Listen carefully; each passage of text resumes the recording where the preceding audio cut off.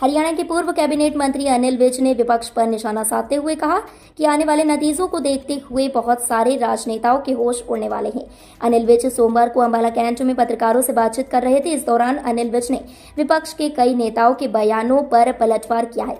दरअसल बंगाल की मुख्यमंत्री ममता बनर्जी ने अपने बयान में कहा था कि अगर पीएम मोदी भगवान है तो हम उनके लिए मंदिर बनवाएंगे, फूल और भोग भी चढ़ाएंगे। उनके बयान को लेकर अनिल विज ने कहा कि परमात्मा की जगह कोई नहीं ले सकता। पंचकुला में हरियाणा भाजपा की समीक्षात्मक बैठक, सीएम सैनी के साथ कई बीजेपी प्रत्याशी व मंत्री मौजूद। हरियाणा के पंचकुला में भाजपा की प्रदेश स्तरीय बैठक चल रही है। इसमें भाजपा के नेता लोकसभा चुनाव को लेकर समीक्षा कर रहे हैं। बैठक की अध्यक्षता मुख्यमंत्री नायब सैनी कर रहे हैं।